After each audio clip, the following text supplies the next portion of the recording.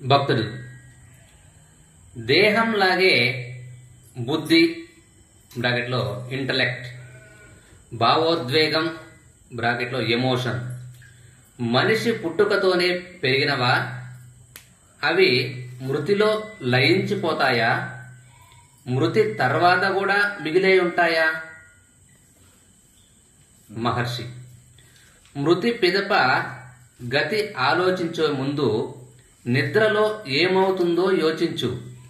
నిద్ర 2 జాగ్రత్త అవస్థల అంతరం. ఆ అంతరంలో అవి మిగులుతాయా?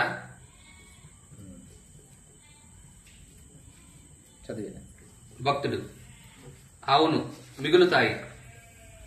మహర్షి మృతి విషయంలోనూ అంతే.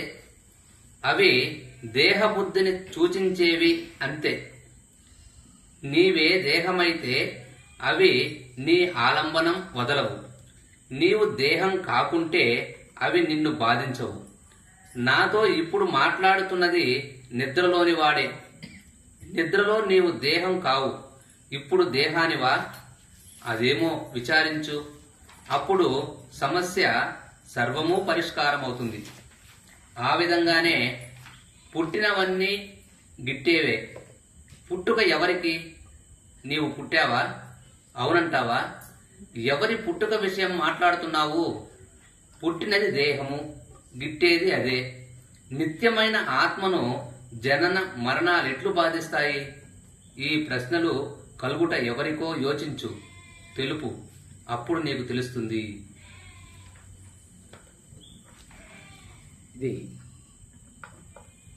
ఇది కొంచెం ప్రశ్న పెద్దది, గొప్ప ప్రశ్న.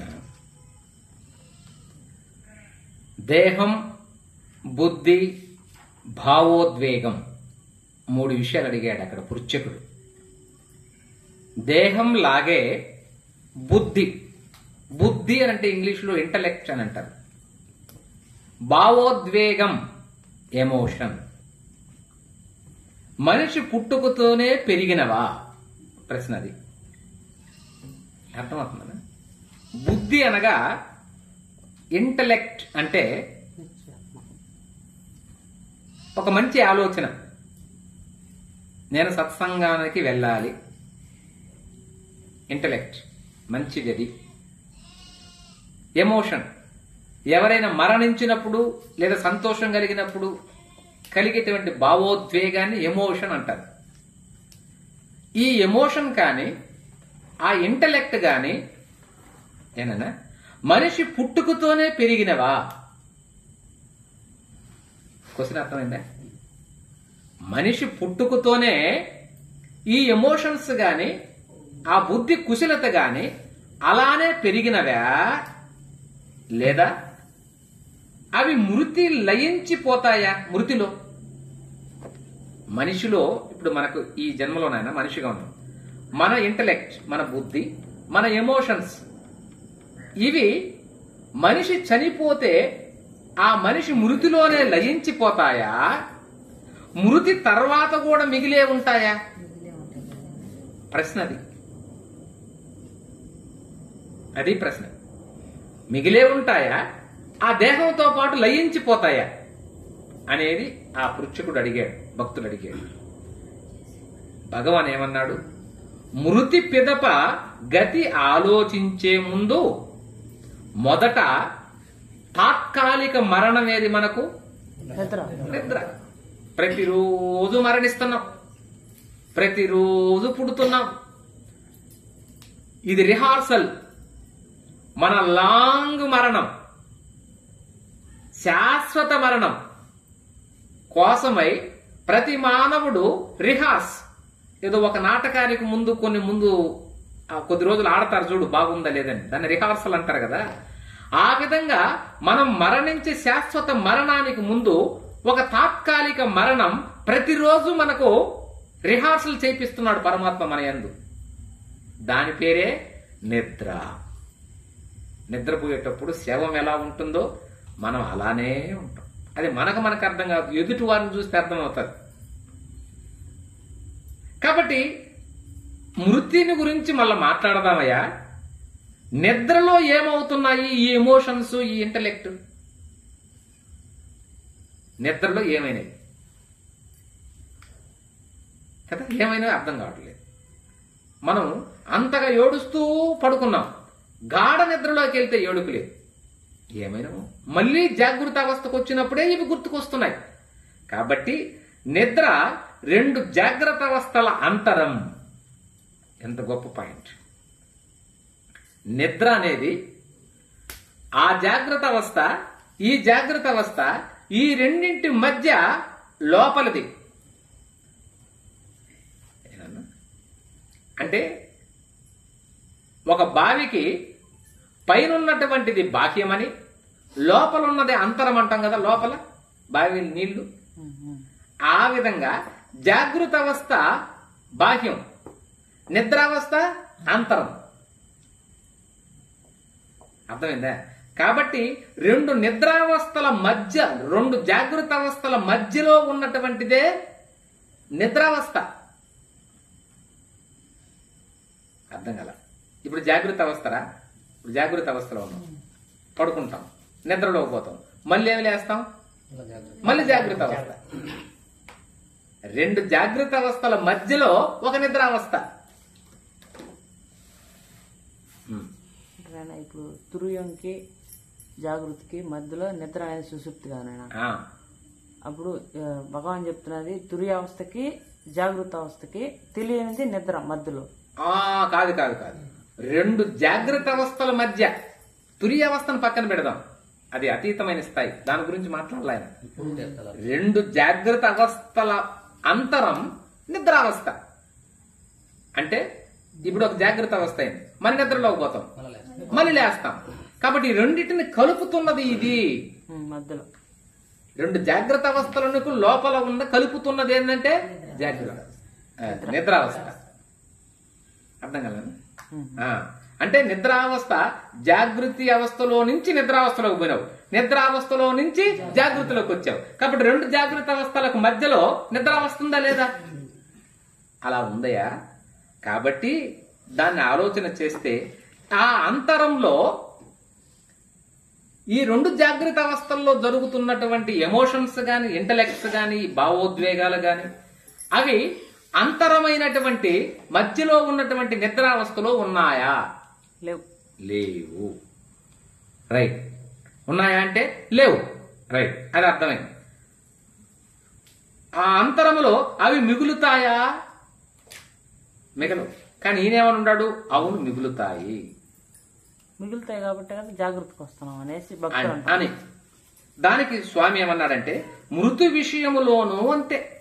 అంటే ఇది ఒక రకంగా కరెక్టే. అవును మిగులుతాయి అని అంటే బీజ రూపంలో మిగులుతాయి. దాన్ని అలా అర్థం చేసుకోండి. అంటే బాహ్యంగా మనకు మిగిలినట్లుగా కనబడవు, కానీ పూర్తిగా ఏ స్ఫురణ ఉండదు. కానీ ఉండకపోతే మళ్ళీ జాగృత అవస్థలో గుర్తుకొస్తున్నాయి కదా అని అంటే అవి ఏ రూపంలో మిగిలిన్నాయి? బీజ రూపములో. చెట్టు పెరిగి పెద్దదయ్యి అది నశించిపోయినప్పటికీ ఆ చెట్టు నుంచి విత్తనము ఏర్పడింది కదా, ఆ విత్తనములో ఈ చెట్టు ఉన్నది, బీజ రూపములో ఉంది ఇప్పుడు చెట్టు. ఆ విధంగా మన ఎమోషన్స్, మన ఇంటలెక్ట్స్, మన బుద్ధి కుశలత ఇవన్నీ కూడా నిద్రలో అవి బీజ రూపములో ఉంటాయి. మళ్ళీ మనం తెల్లారేలోగా మళ్ళీ మనం తెల్లారి లేసేలోగా మళ్ళీ అవి మిగిలిపోయి ఉన్నాయి కదా, అలా బీజ రూపములో నుంచి పైకి వస్తున్నాయి. మృతి విషయంలోనూ అంతే, మృతి కూడా అంతే.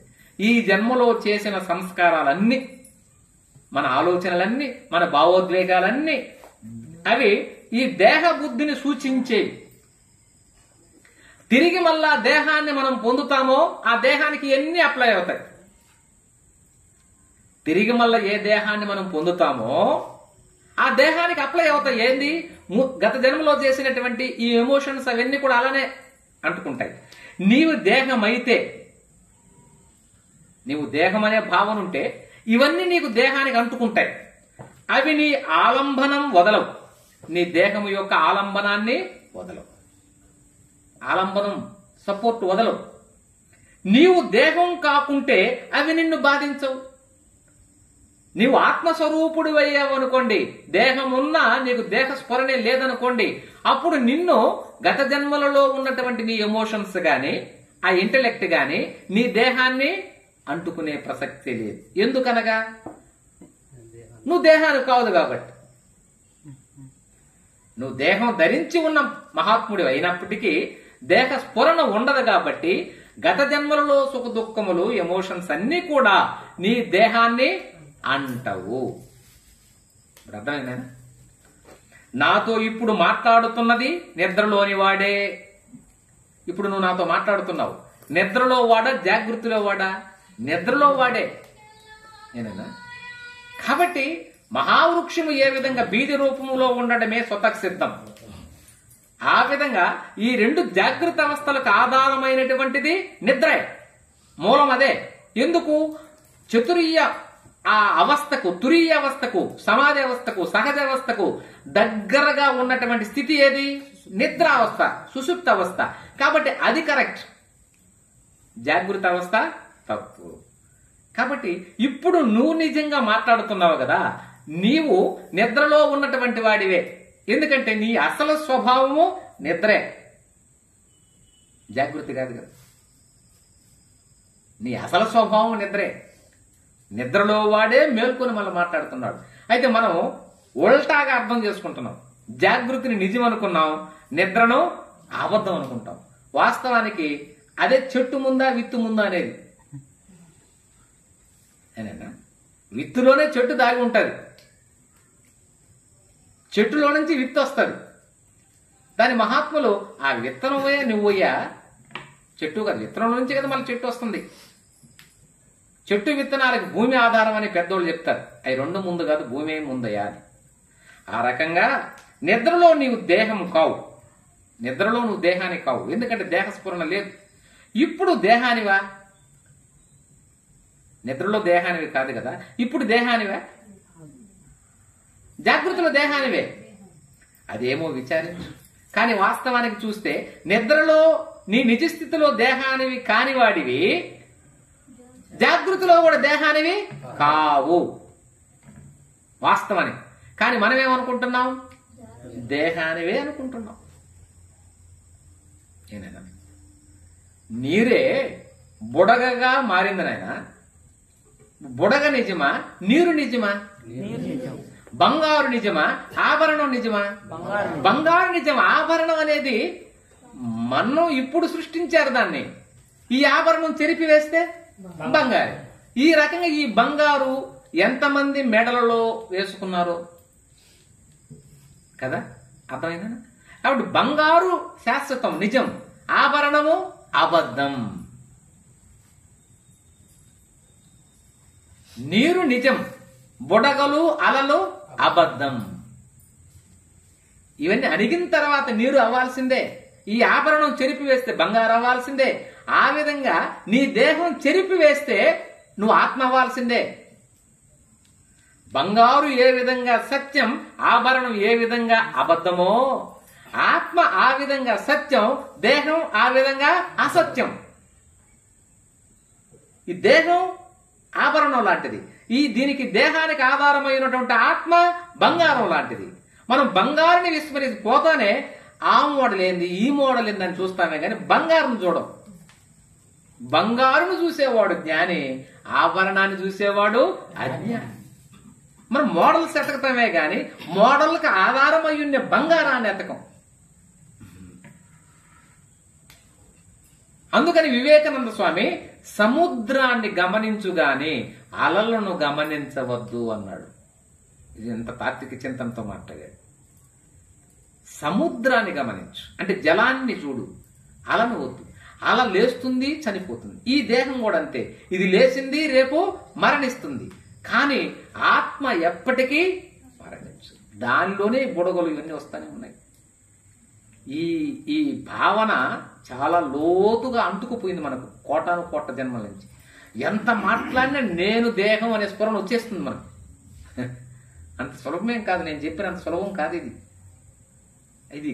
ఇది సాధన చేయగా చేయగా చేయగా చేయగా ఓహో ఈ దేహాన్ని ధరించి ఉన్న నేను శాశ్వతమైన దాన్ని, ఈ దేహం అశాశ్వతమైనది అనే భావన రావడానికి మనకు కొన్ని జన్మలు పడుతుంది. అప్పుడు సమస్య సర్వం పోతుందయ్యా. ఆ విధంగానే పుట్టినవన్నీ గిట్టేవే. పుట్టావో మరణిస్తావు.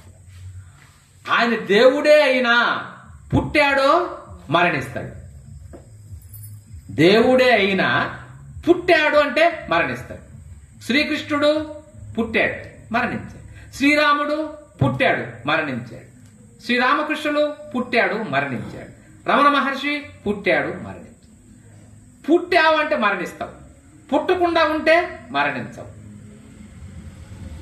ఏనా? కాబట్టి పుట్టుక ఎవరికి?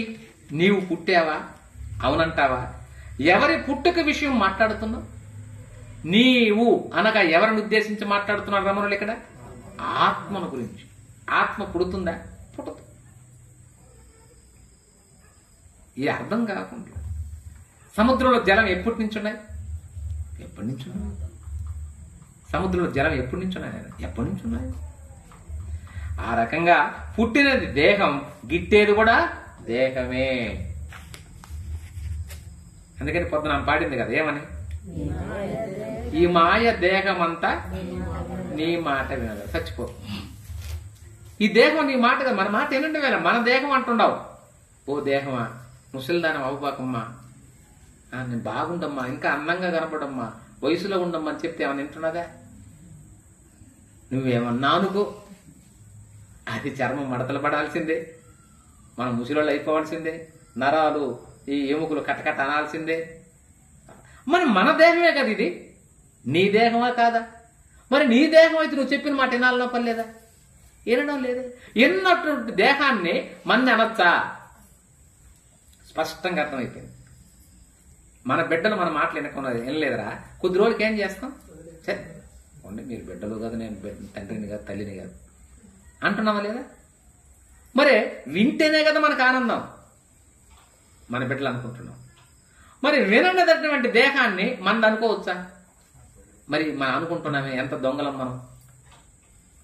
నీ దేహం నీ మాటే వినడంలే, వినకపోతేనే ఇవన్నీ వచ్చింది. లేకపోతే మనమంతా ముసలిళ్ళు అవ్వాలని అనుకున్నావా? నేను ముసలింటికి రావాలని అనుకున్నానా? నేను ఎంత చెప్పినా వినడం లే, ముసలింటికి వస్తానే ఉన్నాయి. మనం ఏం చేద్దాం? కాబట్టి మనం చేయాల్సింది ఏంది? దేహం నేను కాదు. ఎందుకు కాదని అర్థమైంది. అది వినేట్టుకుంటే ఎవరైనా అనుకుంటావా? మనం చక్కగా ఉండాలని, బాగా కనబడాలని అనుకుంటున్నాం కదా. కాబట్టి మన దేహం మనది కాదు, కనబడే దేహమే నీది కాదే. కాకపోతే కనబడని మనసు నీదా? ఇవన్నీ ఎంత కాదు. కాబట్టి ఈ నిత్యమైన ఆత్మను జనన మరణాలు ఎట్లు బాధిస్తాయి? ఆత్మకు మరణం లేదు, దాన్ని జనన మరణాలు బాధించలేదు. నీవు ఆ ఆత్మవే. ఈ ప్రశ్నలు కలుగుటెవరికో యోచించు. మరణించేదెవరు, చనిపోతున్నదెవరు, బతికేదెవరు, పుట్టేదెవరు? ఈ ప్రశ్నలు ఆలోచించవయ్యా. అప్పుడు ఆలోచిస్తే అంతర్ముఖుడవుతావు. ఆత్మజ్ఞానం నీకే కనబడుతుంది, నీకే తెలుస్తుంది. అప్పుడు జనన మరణాలు లేని ఆత్మ చైతన్య స్థితిని పొందుతావు. అహం బ్రహ్మాస్మి, తత్వమసి అన్నటువంటి బోధ నీకు ఎరుగుపడుతుంది. ఆనందంగా శరీరాన్ని వదలవలసి వచ్చినప్పుడు కూడా వదిలేస్తాం. దాన్ని ఆత్మజ్ఞానం, జీవన్ముక్త స్థితి అంటారు అని రమణులు ఈ యొక్క పెద్ద విషయాన్ని చాలా చాలా బాగా చక్కగా వివరించారు ఈ యొక్క దీంతో.